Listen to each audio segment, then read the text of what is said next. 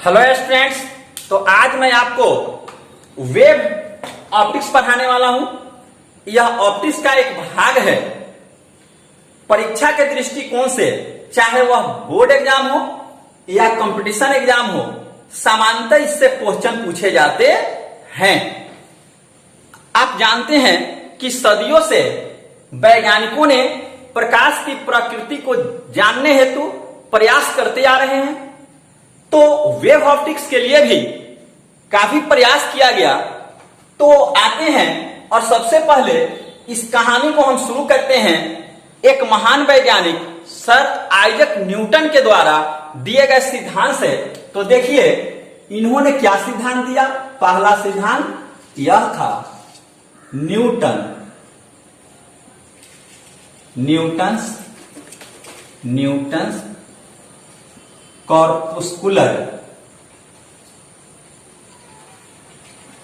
कॉर्पुस्कुलर theory. Newton कॉर्पुस्कुलर theory को इन्होंने 1637 ईस्वी में दिया। कब दिया? 1637 ईस्वी में दिया। इसे हम हिंदी में न्यूटन के कणिकावाद का सिद्धांत भी कहते हैं। इस सिद्धांत के अनुसार उन्होंने बताया कि प्रकाश स्रोत से जब प्रकाश निकलता है तो वह छोटे छोटे कणों के रूप में निकलता है। अर्थात प्रकाश छोटे छोटे कणों से मिलकर बना हुआ है, जिसे हम कणिका कहते हैं। इन कणों को क्या कहते हैं? कणिका कहते हैं, कॉर्पुस्कल कहते हैं। क्या कहते हैं? कॉर्पुस्कल कहते हैं। यह कॉर्पुस्कल जो होता है यह आपका रिजिड होता है। क्या होता है? रिजिड होता है, इलास्टिक होता है तथा यह मासलेस होता है। क्या होता है? मासलेस होता है। इसमें कोई मास नहीं होता है। जैसे आप जान लीजिए कि यहां बल्ब जल रहा है। इस बल्ब से जब प्रकाश निकल रहा है तो वह छोटे छोटे कणों से मिलकर के बना हुआ है। अगर उस कण में द्रव्यमान होता तो हमें चोट भी लग सकता था। तो यह मासलेस होता है। देखिए किस तरह से यह छोटे छोटे कणों के रूप में निकलता है। यहां मैं फिगर बना करके आपको बताता हूं। आप मान लीजिए कि यह एक जलता हुआ बल्ब दिया गया है। क्या दिया गया है? एक जलता हुआ बल्ब दिया गया है। खूब मन से देखेंगे बच्चे और कोशिश करेंगे कि इन बातों को हम समझ लें।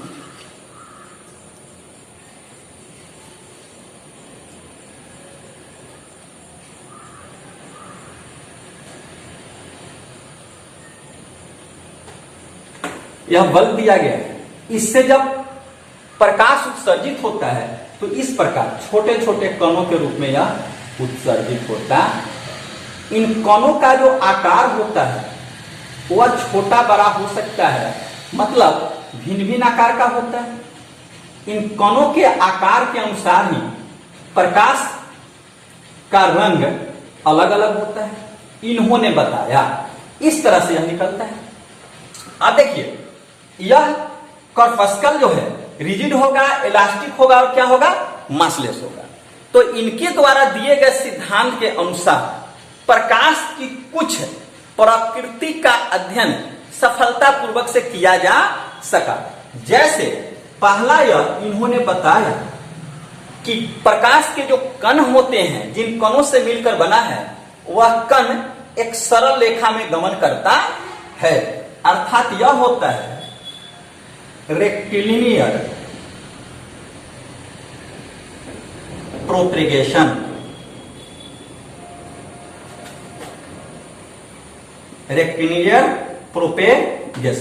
मतलब यह एक सरल रेखा में गमन करता है, स्ट्रेट लाइन में गमन करता है। दूसरा इन्होंने बताया कि इस सिद्धांत के अनुसार रिफ्लेक्शन के लॉ को सही ठहराया इन्होंने मतलब प्रकृति को, रिफ्लेक्शन के प्रकृति को भी इन्होंने बताया। रिफ्लेक्शन, तो रिफ्लेक्शन की प्रकृति क्या होती है इनके अनुसार? देखिए, अगर हम एक रिफ्लेक्टेड सरफेस ले लेते हैं इस तरह से, तो प्रकाश स्रोत से, सोर्स ऑफ लाइट से जो रे के रूप में छोटे छोटे कण आएंगे इस तरह से, ऐसे इस पर इंसिडेंट होगा। जब यह रिफ्लेक्टेड सरफेस के निकट आएगा तो यहां इलास्टिक कोलिजन होगा। क्या होगा? इलास्टिक कोलिजन होगा, और यहां से टकराने के बाद यह कण जिस माध्यम से आया था उसी माध्यम में लौट जाता है। इसका मतलब है कि यह जो थ्योरी था वह प्रकाश के परावर्तन के नियम का अध्ययन कर सकता था। फिर इसके बाद इन्होंने यह बताया, क्या बताया? बताया कि रिफ्रैक्शन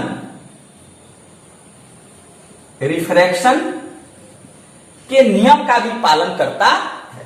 तो इस रिफ्रैक्शन के लिए हम क्या करते हैं? दो मीडियम को यहां ले लेते हैं। क्या ले लेते हैं? दो मीडियम को हम यहां ले लेते हैं। यहां जो मीडियम होता है डेंसर होता है। क्या होता है? डेंसर।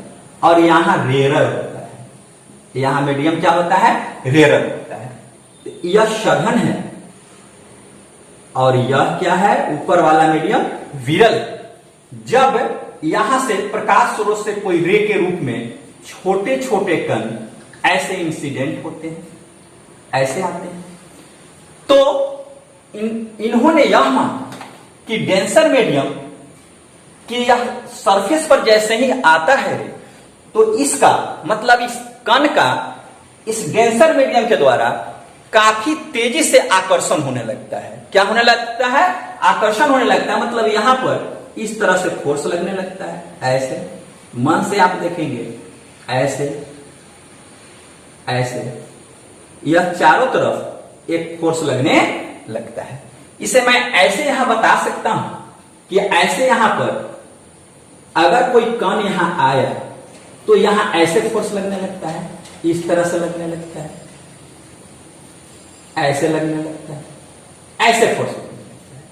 तो अब जरा सोचिए, यहां पर जो फोर्स लग रहा है नीचे की तरफ डेंसर मीडियम में, तो एक नेट फोर्स यहां पर वर्क करने लगता है।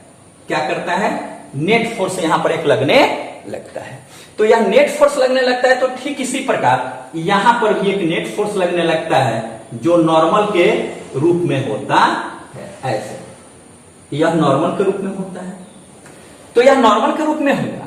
तो अब आप जरा देखिए कि जैसे ही यह छोटे छोटे पार्टिकल्स पर एक फोर्स लगता है तो नेट फोर्स इसको थोड़ा सा ऐसे ऐसे न जाकर के ऐसे यह झुका देता है। इससे स्पष्ट होता है कि यह अपवर्तन के नियम का भी पालन करता है।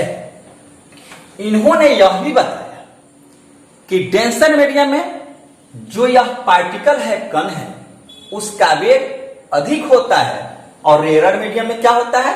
कम होता है।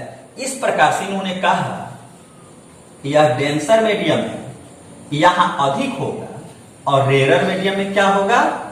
कम होगा। अर्थात वाटर में वेलोसिटी अधिक होगा और आपका एयर में वेलोसिटी क्या होगा? कम होगा। किसने बताया? इस थ्योरी ने बताया। क्या होगा? इस थ्योरी ने बताया।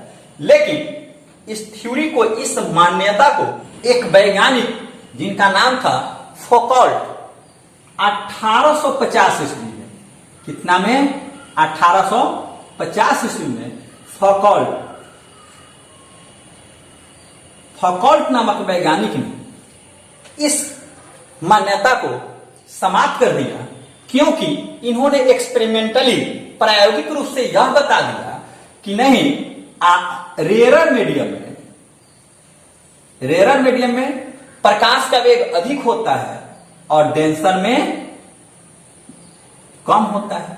क्या होता है? डेंसर में कम होता है। अर्थात एयर में प्रकाश का वेग अधिक होगा और वाटर में क्या होगा? कम होगा, जिसे आज भी हम लोग जानते हैं। यह उसके बाद यह जो दिया गया न्यूटन द्वारा सिद्धांत था, उसको मतलब कमजोर होते पाया गया। अब इसके बाद यह जो सिद्धांत था, प्रकाश के कुछ घटनाओं का सफलतापूर्वक अध्ययन नहीं कर पा सका। देखिए, जिसे मैं बता देता हूं, कैनोट एक्सप्लेन, यह एक्सप्लेन नहीं कर पाया किन किन चीजों को। देखिए, पहला यह एक्सप्लेन नहीं कर सका इंटरफ्रेंस को,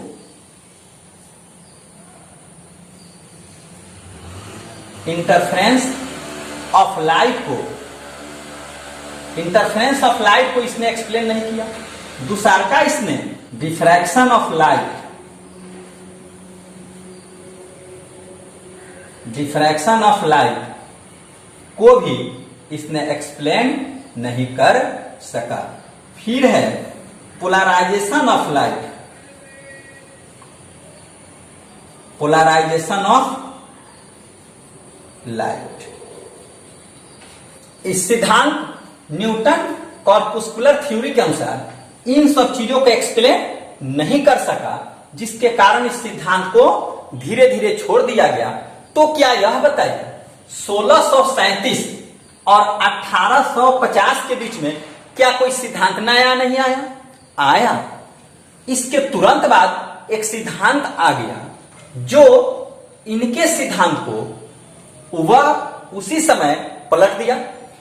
इनके द्वारा जो सिद्धांत दिया गया था वह कहा गया था कि प्रकाश छोटे छोटे कणों से मिलकर बना है, लेकिन एक वैज्ञानिक जो डच वैज्ञानिक थे जिनका नाम था क्रिश्चियन हाइगेंस, उन्होंने यह बता दिया कि नहीं, प्रकाश जो है वह एक वेव है, एक तरंग है, प्रकाश तरंग के रूप में आगे बढ़ता है। उन्होंने कहा कि प्रकाश एक प्रकार का मैकेनिकल वेव है। देखिए, मैं उसे बताता हूं।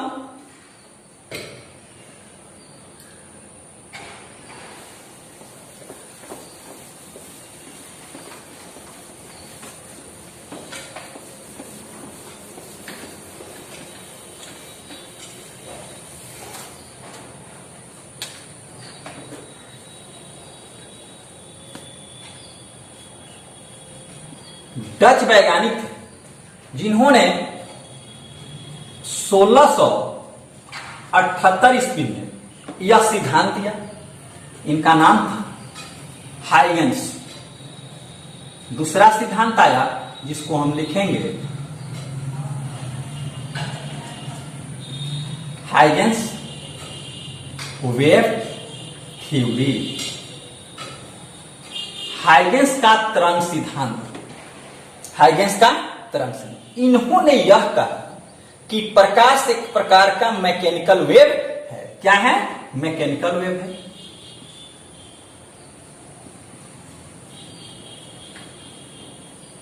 मैकेनिकल वेव है।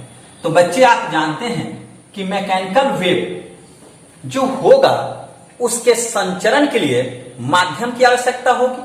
क्या होगी? माध्यम की आवश्यकता होगी। तो इन्होंने यह कहा कि अगर यहां सन है और यहां क्या है? अर्थ है। क्या है? अर्थ है। सन, यहां क्या है? अर्थ है। तो फिर यहां से यहां प्रकाश कैसे पहुंचेगा? क्योंकि इसके और इसके बीच में कोई माध्यम होता नहीं है। तो इन्होंने, हाइगेंस ने और उस समय के कुछ वैज्ञानिकों ने यह माना कि इसके बीच एक माध्यम है जो ईथर है। क्या है? ईथर है। और एक सिद्धांत दिया जिसे हम ईथर्स थ्योरी के नाम से जानते हैं। ईथर्स थ्योरी के नाम से जानते हैं। यह ईथर थ्योरी, ईथर वैसा माध्यम है जो काफी इलास्टिक है। क्या है? काफी इलास्टिक है और बहुत अधिक यह डाइल्यूट भी है। क्या है? डाइल्यूट भी है। काफी इलास्टिक और क्या है? डाइल्यूट भी है। इसका मतलब है कि यह यहां से प्रकाश यहां पहुंचेगा तो जो माध्यम है वह ईथर है और यह माध्यम क्या है? इलास्टिक है और डाइल्यूट है। तो बच्चे, आप जानते हैं कि प्रकाश के वेग के लिए यह फॉर्मूला होता है C = root under E by rho, E by rho, जहां E यह क्या होता है? इलास्टिक होता है और यह क्या होता है? डेंसिटी होता है। तो आप देखिए यह काफी इलास्टिक है, मतलब यह बहुत अधिक है। क्या है? बहुत अधिक है। और डाइल्यूट है, तो मीडियम जब डाइल्यूट होगा तो उसका डेंसिटी क्या होगा? कम होगा। कोई भी मीडियम जब डाइल्यूट होगा तो उसका डेंसिटी क्या होगा? कम होगा, अर्थात इसका डेंसिटी यहां क्या है? कम है। तो आप जरा सोचिए कि यह अधिक हो यह कम हो तो निश्चित रूप से C क्या होगा? अधिक होगा। मतलब प्रकाश का वेग अधिक हो जाता है इस मीडियम में और प्रकाश यहां से यहां पहुंच जाता है। अब जो हाइगेंस के द्वारा दिया गया थ्योरी था वह प्रकाश के अधिकांश घटनाओं का अध्ययन सफलतापूर्वक कर रहा था। तो आइए देखिए, इन्होंने यह कहा कि प्रकाश वेव के रूप में एक सीधी रेखा में गमन करता है, अर्थात यह होगा रेक्टिलिनियर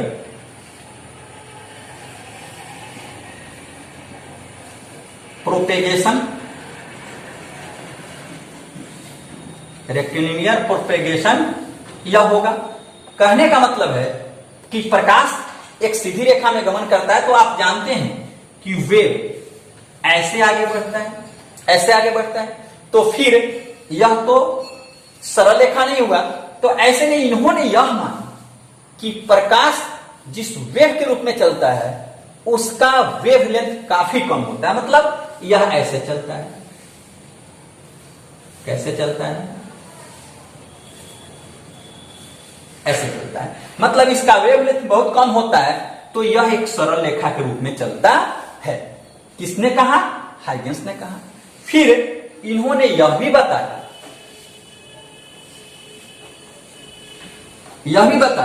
कि प्रकाश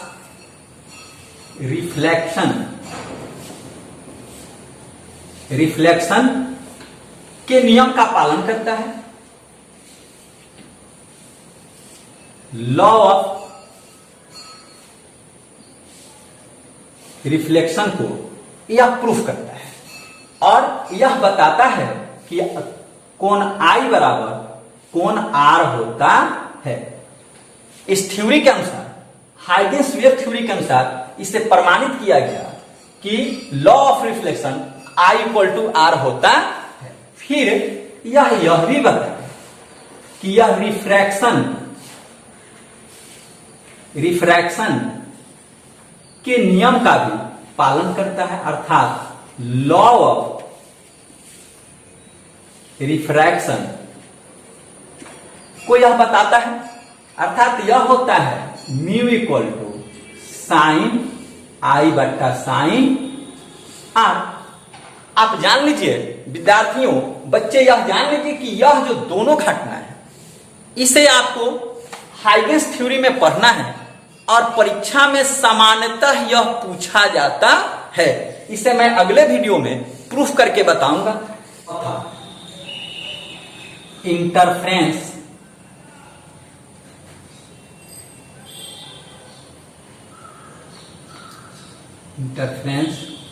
ऑफ लाइट। फिर 5 हुआ diffraction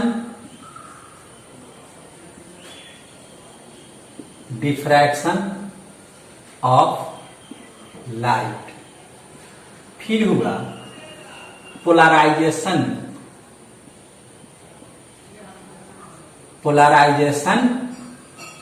of light. Huygens theory इन सभी सिद्धांत का, सभी जो मान्यता था इसका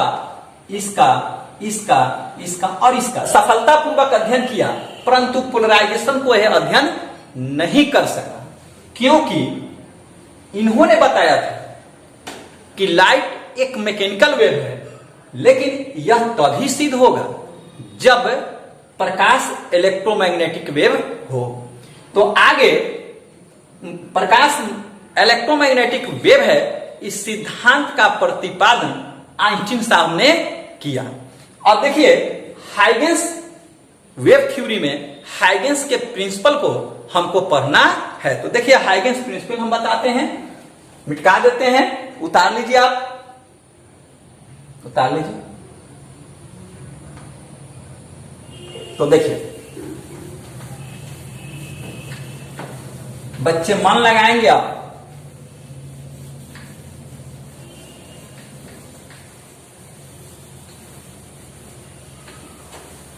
अब है हाइगेंस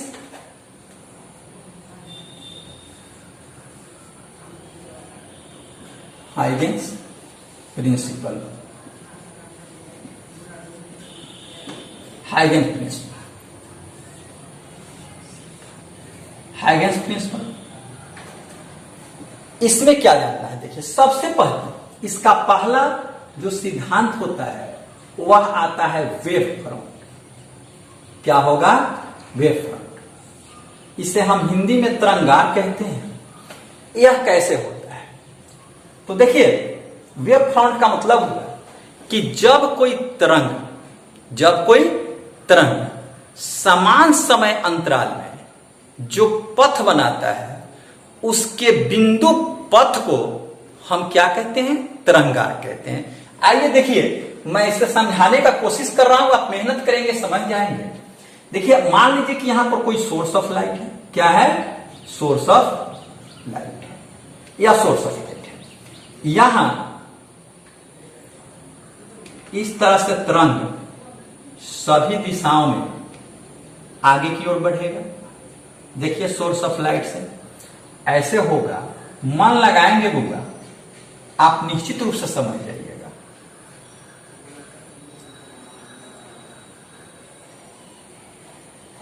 ऐसे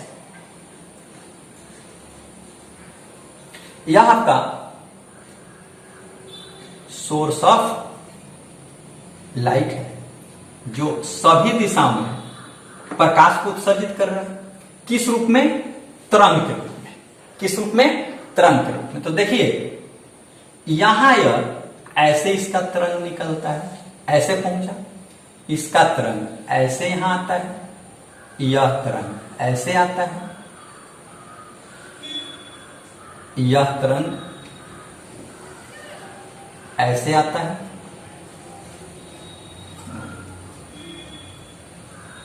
यह तरंग आपका ऐसे आता है, यह तरंग आपका ऐसे आता है, यह तरंग ऐसे होता है, यह तरंग ऐसे। सभी दिशाओं में यहां से तरंग निकला। यह सोर्स ऑफ क्या है? लाइट है। तो अब देखिए, समान समय अंतराल में यह तरंग यहां से यहां पहुंच गया, यह तरंग यहां से यहां पहुंचा, यह तरंग यहां से यहां पहुंचा। कहने का मतलब सभी तरंग समान समय अंतराल में यहां पहुंच गया, मतलब समान फेज में यहां पहुंचा। तो पहुंचा तो इन बिंदुओं को, यह जो समान फेज है यहां, इन बिंदुओं को हम जिस पथ से जोड़ देंगे उसी को हम क्या कहेंगे? वेव फ्रंट कहेंगे। ऐसे देखिए, ऐसे मन से देखेंगे बुआ, आप समझ जाएंगे। मन लगाना पड़ेगा।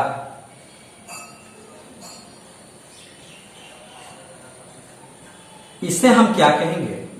वेव फ्रंट कहेंगे। यह जो बना, यह क्या हुआ?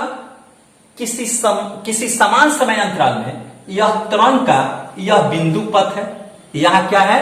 बिंदु पथ है जिससे यहां यह पहुंच रहा है। तो यह जो बना, यह क्या हुआ? तरंग, वेव फ्रंट बना, तरंगार बना। तो आप जरा एक बात सोचिए, मान लीजिए कि यहां पर एक सोर्स ऑफ लाइट है, तो यह सभी दिशाओं में समय अंतराल पर, समान समय अंतराल में यह इस तरह से आगे की ओर बढ़ता चला जाएगा। तो यह ऊपर भी तरंग आएगा, इधर भी आएगा, इधर भी आएगा, इधर भी आएगा, नीचे भी आएगा। मेरे कहने का मतलब है, जो सोर्स ऑफ लाइट है वह चारों तरफ से ऐसे ऐसे एक आवरण का निर्माण करेगा समान समय अंतराल में, जो स्फीयर के समान होगा। उस स्फीयर के इस भाग को हम लोग क्या कहेंगे? तरंगार कहेंगे, वेव फ्रंट कहेंगे। बच्चे यह देखिए, यह जो पॉइंट है यहां भी समान समय अंतराल में यह पहुंचता है, तो इसे भी हम वेव फ्रंट कह सकते हैं। जैसे इसको हम ऐसे मिला देते हैं, देखिए ऐसे मिला देते हैं, ऐसे मिला देते हैं। तो यहां भी जो यह बनेगा वह क्या बनेगा? वेव फ्रंट बनेगा। यह भी वेव फ्रंट बनेगा। मेरे कहने का मतलब है कि यह सोर्स ऑफ जो लाइट है यहां से समान समय अंतराल में जो डिस्टेंस कवर करेगा, सभी पार्टिकल जो डिस्टेंस कवर करेंगे, अगर उसे एक बिंदु पथ से हम मिला दें तो उस बिंदु पथ को हम क्या कहेंगे? वेव फ्रंट कहेंगे। क्या कहेंगे? वेव फ्रंट कहेंगे। देखिए, जैसे आप जानते हैं कि यह ऐसे आप तरंग को दिखाते हैं, तो यहां यह पॉइंट 0 होता है, यह π/2 होता है, यह आपका यह पाई होता है, यह 3π/2 होता है, यह क्या होता है? 2π होता है। मेरे कहने का मतलब होगा कि यह जो तरंग है 2π यहां मिल रहा है, यहां 2π, यहां 2π, तो सबको हम मिला देंगे तो जो बनेगा उसको हम क्या कहेंगे? वेव फ्रंट कहेंगे। क्या कहेंगे? वेव फ्रंट कहेंगे। यह पहला इसका प्रिंसिपल था। फिर दूसरा प्रिंसिपल है, देखिए मैं बताता हूं। यह दूसरा प्रिंसिपल कहता है कि किसी सोर्स ऑफ लाइट से जो तरंग सभी दिशाओं में उत्सर्जित होते हैं वह वेव फ्रंट पर परपेंडिकुलर होते हैं। क्या होते हैं? वेव फ्रंट पर परपेंडिकुलर होते हैं। जैसे यह देख लीजिए, ऐसे आया, यह मन से देखेंगे आप समझ जाएंगे। ऐसे आया, यह क्या होगा? ऐसे होगा। सभी दिशाओं में यह निकल रहा है ऐसा। तो अब देखिए, यह तो सोर्स ऑफ लाइट है। यहां तरंग ऐसे आया, ऐसे आया, ऐसे आया, ऐसे आया, ऐसे आया, देखिएगा ऐसे हुआ। यहां हम वेव फ्रंट का निर्माण करते हैं। यह क्या बन रहा है? वेव फ्रंट बन रहा है। यह वेव फ्रंट बन रहा है। तो देखिए, यह वेव फ्रंट पर यह जो रे है, क्या है? रे है। यह सोर्स ऑफ लाइट से जो यह रे निकलता है, यह उत्सर्जित होता है। इस पॉइंट पर यह क्या है? परपेंडिकुलर है। क्या है? परपेंडिकुलर है। यहां क्या है? परपेंडिकुलर है। यहां क्या है? परपेंडिकुलर है। यहां मतलब सभी जगह। मेरे कहने का मतलब है कि प्रकाश स्रोत से जो रे निकलता है वह वेव फ्रंट पर क्या होगा? परपेंडिकुलर होगा। क्या होगा? परपेंडिकुलर होगा। तो यह दूसरा होगा। आप याद रखेंगे कि वेव फ्रंट पर जो तरंग से निकला हुआ रे होगा वह क्या होगा? परपेंडिकुलर होगा। अब देखिए, अब इसके बाद हम आपको, यह सेकेंड हो गया, इसके बाद मैं तीसरा बताऊंगा, types of wave front. Wave front कितने प्रकार का होता है? Types of wave front. तो देखिए, टाइप्स ऑफ वेव फ्रंट जानने के लिए हम क्या करते हैं? सबसे पहला में बताते हैं कि यदि जो वह प्रकाश स्रोत हो, सोर्स ऑफ लाइट हो, अगर पॉइंटेड हो, क्या हो? पॉइंटेड हो, बिंदुवत हो, सोर्स ऑफ लाइट और pointed source of light, pointed source of light हो, तब क्या होगा? तो देखिए, मैं बताता हूं इसको। यहां बता देते हैं, अगर यह पॉइंटेड सोर्स ऑफ लाइट यहां पर है, क्या है? पॉइंटेड सोर्स ऑफ लाइट है, तो यहां से तरंग जो निकलेगा ऐसे निकलेगा, ऐसे निकलेगा। मतलब यह सभी दिशाओं में निकलेगा, चारों तरफ निकलेगा। यह चारों तरफ ऐसे निकलेगा। यदि हम एक वेव फ्रंट की कल्पना करते हैं तो यह वेव फ्रंट ऐसे बनेगा, ऐसे बनेगा। तो क्या यह वेव फ्रंट सर्कुलर है? नहीं, यह वेव फ्रंट एस्फेरिकल होगा। क्या होगा? एस्फेरिकल होगा।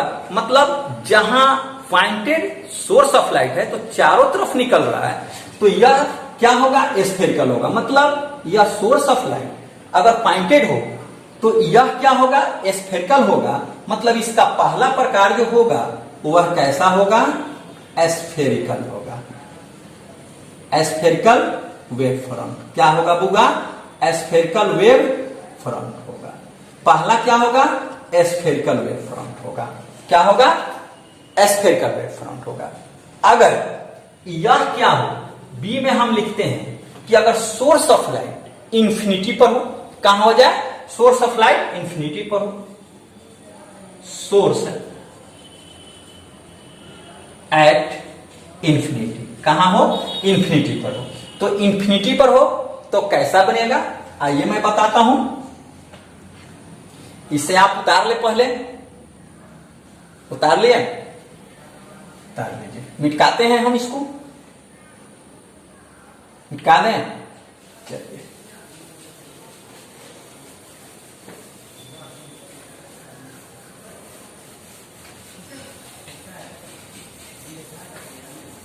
देखिए, हम बी में लिखे हैं, क्या लिखे हैं, सोर्स एट इंफिनिटी। कैसा सोर्स हो, जब इंफिनिटी पर हो। तो इंफिनिटी से जो रे आएगा वह एक दूसरे से क्या होता है, पैरेलल होता है। मेरे कहने का मतलब ऐसे आएगा, ऐसे आएगा, ऐसे आएगा। तो यहां जो है, तो यहां जो आपका वेव फ्रंट बनेगा इस तरह से बनेगा, ऐसे बनेगा। खूब मन से आप देखेंगे, आपको यह निश्चित रूप से समझ में ही आ जाएगा। ऐसे बनेगा,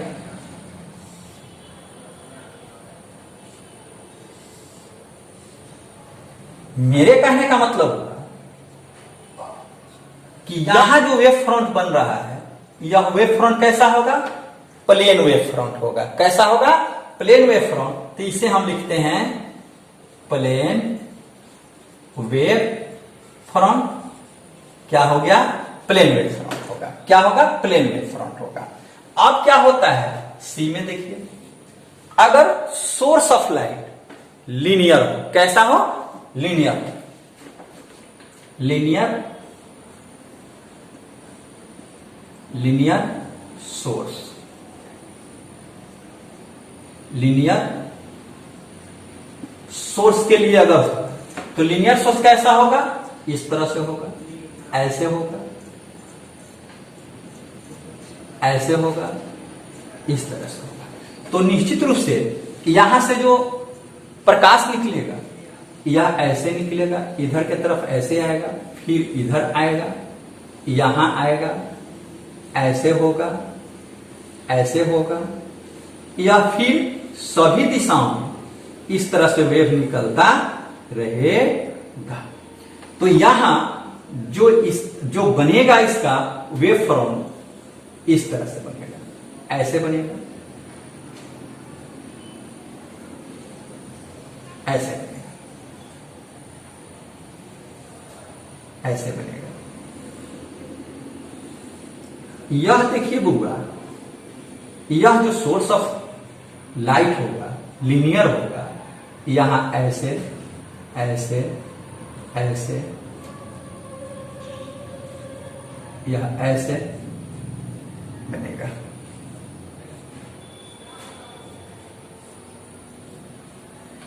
ऐसे बनेगा, लीनियर सोर्स ऑफ लाइट रहेगा तो वेव फ्रंट ऐसे बनेगा। इसका मतलब यह वेव फ्रंट सिलिंड्रिकल होगा। क्या होगा, सिलिंड्रिकल वेव फ्रंट होगा। सिलिंड्रिकल क्या होगा, वेव फ्रंट होगा,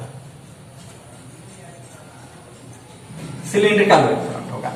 तो अब आप यह जान लीजिए, वेव फ्रंट आपको कितने प्रकार का पढ़ लेना है, 3 प्रकार का। पहला होगा स्फेरिकल वेव फ्रंट, दूसरा होगा प्लेन वेव फ्रंट, और तीसरा होगा सिलिंड्रिकल वेव फ्रंट। एक और सिद्धांत आता है, उस सिद्धांत में यह कहा जाता है कि अगर कोई सोर्स ऑफ लाइट हो और वह सोर्स ऑफ लाइट एक वेव फ्रंट का निर्माण करता है, तो वेव फ्रंट का प्रत्येक बिंदु, वेव फ्रंट का प्रत्येक बिंदु द्वितीयक सोर्स ऑफ लाइट की तरह वह उपयोग आता है। मतलब द्वितीयक सोर्स ऑफ लाइट की तरह वह व्यवहार करने लगता है। ऐसे हम बता देते हैं आपको, इसको पहले मिटा देते हैं, मिटा दीजिए इसको। चलिए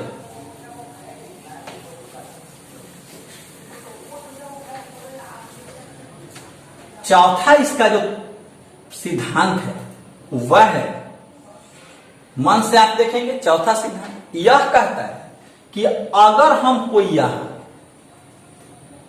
प्राइमरी सोर्स ऑफ लाइट ले लें, क्या ले लें, प्राइमरी सोर्स ऑफ लाइट ले लें, तो यहां इसे हम लिखते हैं प्राइमरी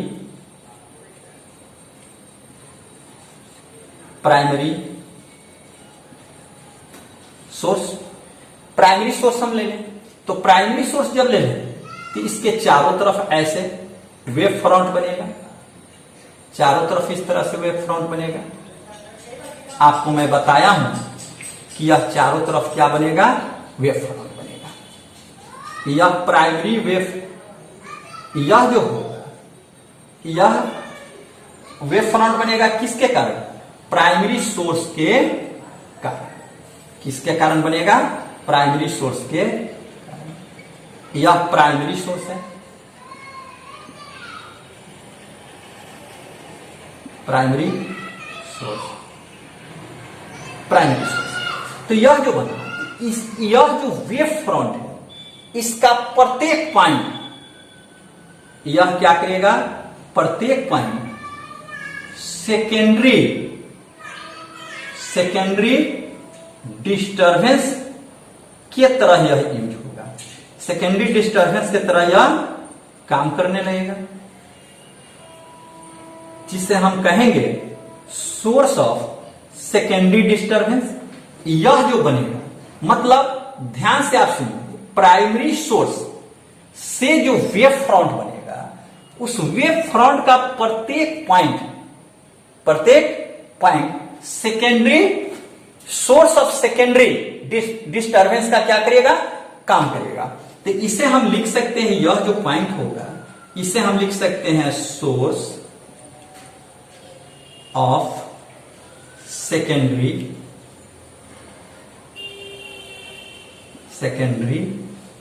डिस्टरबेंस।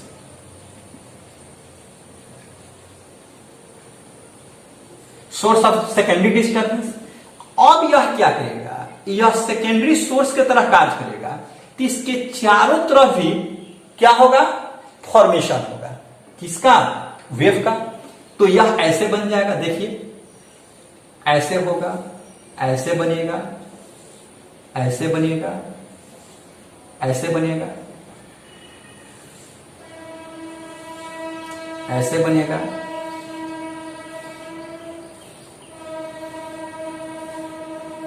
ऐसे बनेगा।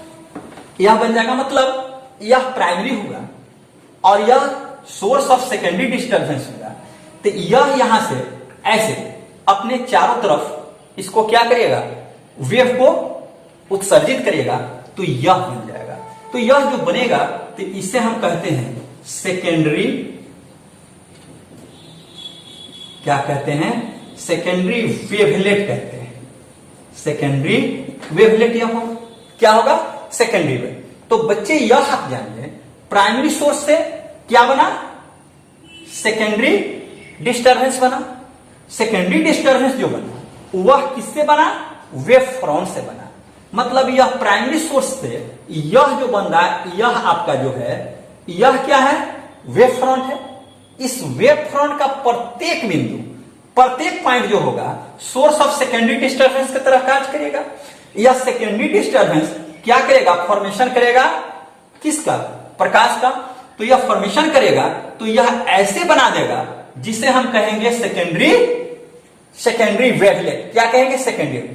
अब हम क्या करते हैं, यह जो आपका बना हुआ है चारों तरफ, तो यहां से आप ऐसे कल्पना कीजिए, यहां से इसको यहां पहुंचने में जो समय लगा होगा, यहां से इसको यहां पहुंचने में वही समय लगा होगा, यहां से यहां पहुंचने में वही समय लगा होगा, यहां से यहां पहुंचने में वही समय लगा होगा।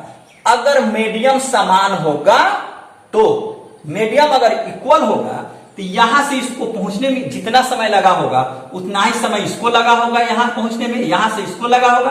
तो हम क्या करते हैं, यह जो बना हुआ आपका क्षेत्र है, इस पर एक हम टेंजेंट ऐसे खींच देते हैं, ऐसे खींच देते हैं, ऐसे खींच देते हैं।